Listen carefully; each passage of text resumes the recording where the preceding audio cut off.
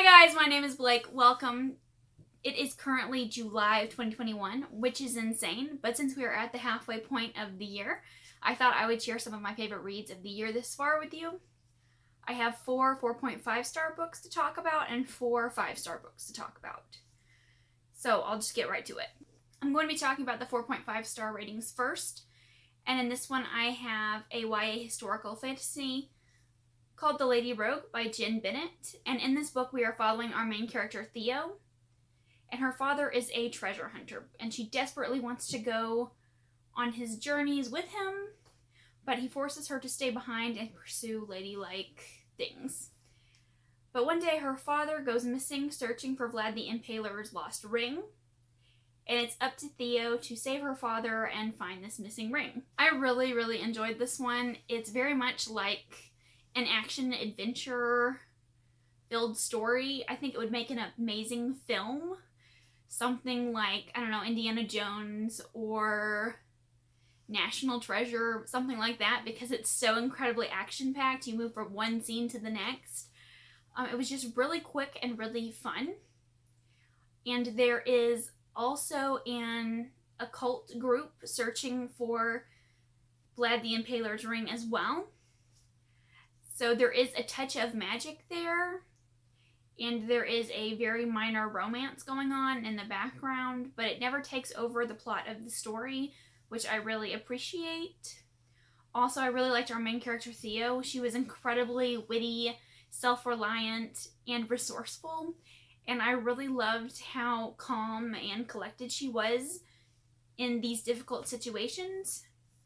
And I think that the author does a really great job creating this atmosphere of the story, and the way that she describes these historical settings is really well done, and I really enjoyed reading it. I flew through it. I read it in one sitting, and it's also currently a standalone, which we don't get very many of those in fantasy. It hasn't been confirmed if she will write more books in the series or not. So if you are looking for a standalone, I think this is a really good one.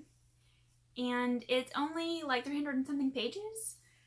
And on Goodreads, it's severely underhyped, I think. It only has like 3,000 reviews, and I feel like a lot of people would really like this. My only dislike about this book was that I feel like the ending wrapped up a little too quickly for me. I still had some questions about some of the fantastical things in the story. The next book I have is For the Killing of Kings by Howard Andrew Jones. And in this world, we have these Altanari, who are these knights who swear to uphold peace and justice no matter what, and they are very revered and well known for doing just that. This is a multi-POV story, starting out with our main character, Elena. She is a squire, and she desperately wants to be an Altanari, and she's willing to do anything to prove herself. And her elderly mentor discovers that there is corruption amongst the ranks of the Altanari, and he entrusts this secret only to Elena and a reckless and cocky archer. And together, these two are accused of a crime that they did not commit, and they are on the run, and they don't know who they can trust or how far the corruption of the Altanari goes. I would highly recommend this to anyone that loves characters that want to do good just for the purpose of doing good, simply because they can. You know, those really like morally upright characters. If you like those, I think that you will like this story. There is an older classic fantasy feel to it as well. It has a lot of those older fantasy tropes, such as a quest and kind of a chosen one type trope. And there are fantastical swords and weapons. They have magic items of power. And these magic items of power usually consist of these gemstones that people can wear, and it helps direct their magical abilities. On the blurb, it's described as being like the Three Musketeers, and I think that's a really good comparison. It is very much a swashbuckling fantasy style type story. I really like the banter and the humor between characters, and this is by no means a character-driven book. It's very much driven by the plot and the action scenes.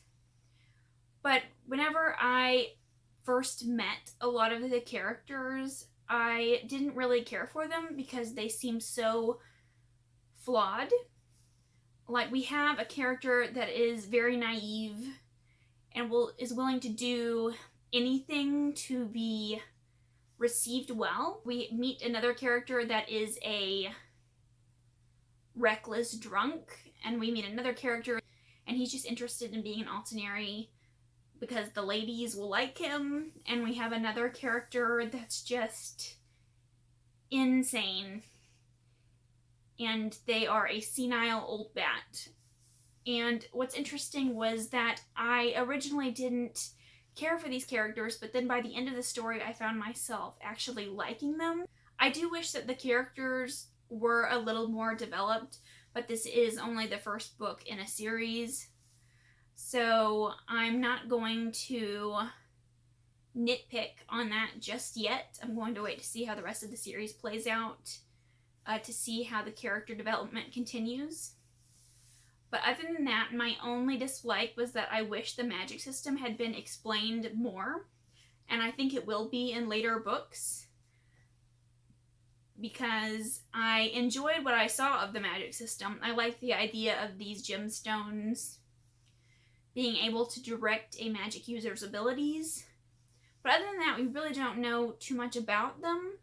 But I definitely think they will come into bigger play later in the story. The next book I have is The Crown of Feathers by Nicki Preto, and this is a YA fantasy where we are following this girl who is an animage, and she can communicate with animals, but these people have been outlawed in this empire because the animages are the only ones that can ride phoenixes. And she wants to be a phoenix rider, but she can't because the phoenix riders only take boys. So she disguises herself as a boy to become a phoenix rider. That was very much a bare bones summary of the plot. There is a lot more going on than that, but I feel like that's really all you need to know going in. This book is almost tricky for me to recommend because I feel like a lot of people would like this, but I could also see where a lot of people wouldn't like this because it feels almost like an adult fantasy because the world building is so incredibly dense. There are chunks of this book dedicated to descriptions and world building and the military history and the history of the phoenixes and their riders. And it's I feel like it would be very intimidating to someone new to fantasy. So definitely keep that in mind. But if you like lots of world building like I do, I think that you would really enjoy this. Also, this book is very, very slow. There is a very slow build up until the 75%, 80% mark. Then things really start getting action-packed. So it's a very long haul until the action arrives. So definitely keep that in mind as well. But I really enjoyed this. There were a lot of tropes that really speak to me in this book. I'm a huge animal lover, and anything with animal companions I'm 100% down for. And I loved the relationship between Veronica and her phoenix. Just everything about it was so cute and wholesome to me, and how fiercely they love each other is just... I just really enjoyed that aspect, and I love the Mulan trope, and there is a slow burn friendship going on that I also really like, and there's a very complex sibling relationship between Veronica and her sister, and just chef's kiss. This whole thing, I loved it from start to end. I loved it from start to end. Just this whole thing was chef's kiss. And I think that this book is setting up for a future villain that I'm very excited about. My only dislike was that there was one POV that we follow, and his name is Severo, and he is also an animage, but he is in the military for the Empire, and he is suppressing his animage abilities because he doesn't want to go into slavery like the rest of his people. So he joins the military and he is actively hunting down other animages, even though it makes him feel really guilty. And for the longest time, I wasn't really interested in his chapters. I didn't see what the point was. I didn't get why they were there because I didn't really feel like they contributed anything to the story. But then at about the 75% mark, his chapters really started taking off, and we start to get some of his past, and he gets more character development, and I started to like his character, and I feel like he will have a much bigger storyline in the future, and I am excited to see that as well. But for the longest time, I wasn't too sure about him. And the last 4.5 star book that I wanted to discuss is an adult fantasy, and it's called Senlin Ascends by Josiah Bancroft. And this book is about a man that is recently married, and he and his wife are honeymooning at this enchanted Tower of Babel. And as soon as they arrive, Senlin loses his wife, and this book is about him trying to ascend the tower and find her. And I know what you're thinking, because I had the same thoughts. Whenever I heard people talking about this book, I was like, you've got to be kidding me. An entire series about a man looking for his lost wife? That doesn't sound entertaining. I thought I was going to be bored to tears reading this book. However, I was greatly mistaken. This book is phenomenal, and I can't really describe it to you because I can't compare it to anything else. It's not like anything else that I have ever read before. This tower is in itself very corrupt. Everything that goes on within this tower is also corrupt. It just represents a lot of the bad things that we see in humanity, and I loved watching Senlin's struggles. I love seeing how the tower changed Senlin, and the author's writing style is really beautiful. You really sympathize with Senlin's situation, and you really start to realize how dire his situation is as you continue reading. And I really felt Senlin's hopelessness as the story progressed. And there were so many times when I thought that Senlin would quit or give up, or that the tower had won. And it's just a really fascinating read. I can't really go into too much about it, but I definitely can see that there is something bigger at work in the tower than just what we've been told. There is more going on. And this book is incredibly weird. Every ringdom of the tower is different, and as he climbs, things change. And the rules are different. The political system is different. And it's very weird and whimsical, and along the way we also meet some wacky characters. And not only do we sympathize with Senlin, but also these side characters are really well written. Like, I felt for them too, and I want them to succeed. I want them to find whatever it is they came into the tower for. And I haven't been able to stop thinking about this book since I finished it. I will say that for the first half, it was very slow. It is kind of meandering at points, but I feel like that's kind of the point. Like, Senlin is stuck, and he is overwhelmed, and I think that as you read, you start to feel his... The author is really good at making you feel what Senlin feels, in my opinion. If you, like me, wrote this book off, please don't. There's a lot more to it than what the synopsis tells you. On to my 5-star reads. I have 4 of them. And the first book I have is The Queen of Blood by Beth Durst. And in this kingdom of Renthia, the people live a very nature-based life. They live up in the tree canopies, and they use zip lines to get around, and they all have very nature-based jobs. But lurking just beyond their perfect little utopia, there are elemental spirits that are constantly waiting to eat people. And the Queen of Renthia is supposed to keep these elemental spirits in check, but for some reason her control keeps slipping, and these elemental spirits keep eating people. And we are following our young character, Delena, as she is training to one day become a queen, but she is very bad at controlling the elemental spirits. This book is one of those things that just seems like it's perfect for me. The writing feels very fairy tale-esque, and the world is very dark and brutal. We have deaths within the first couple of pages. These elemental spirits are no joke. They attack people viciously. And I love that this entire world and the lore around this world is built up around these elemental spirits. And nobody really knows a lot about these spirits, so there is some mystery there. And this book takes place over many, many years.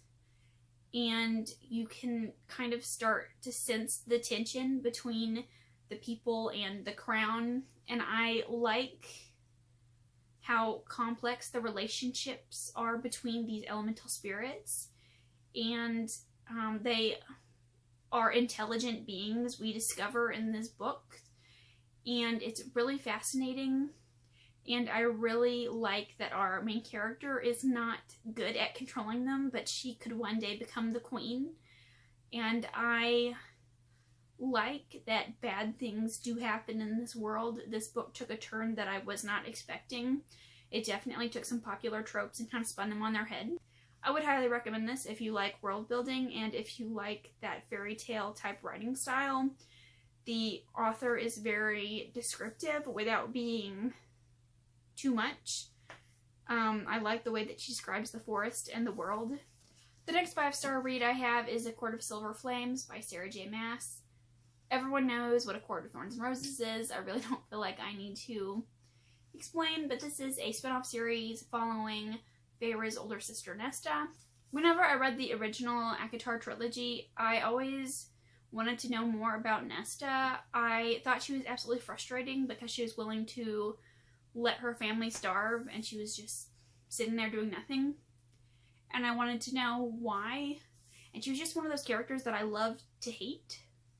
And whenever this book was announced, I was really hesitant because I wasn't sure that I would like an entire book written from Nesta's POV, because she is very cold and calculating and she is definitely a hag.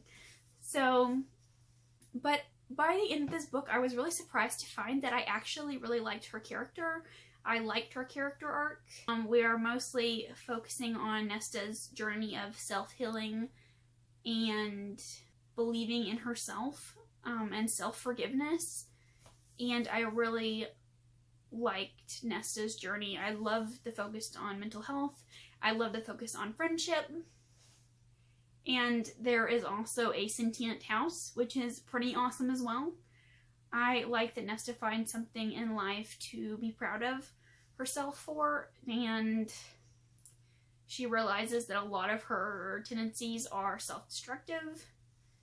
And I was quite pleased with Nesta's growth. The next 2 books I have that I gave 5 stars are a duology, and that would be Six of Crows and Crooked Kingdom by Leigh Bardugo. What can I say about these that have not been said before? I feel like this duology definitely expanded upon the world building of the original Grisha trilogy. It explained a lot more about Grisha powers, but the thing that I really loved about this book were the crows. Especially Matthias. Matthias is my favorite. Nina is a close second. But I just love all of the crows because their stories are so well done. Normally in multi-POV books, I only care about certain characters, and then there are other characters that I don't care about. But in this duology, I loved every POV almost equally, I feel like. I feel like it would be hard to rank them. I loved their backstories. I loved their present chapters. I loved the heist element. There was not a single chapter or character that I felt was lacking. And the ending, oh my gosh. the ending broke my heart. I was so sad. I was ugly crying at the end of Crooked Kingdom. But this is Leigh Bardugo's best character work, in my opinion. Those are all of my favorite reads of the year so far. Please let me know what your favorites were, because I would love to know. Let me know if you have read any of these and what your thoughts were. And I'll see you again in another video soon. Thank you so much for watching. Bye!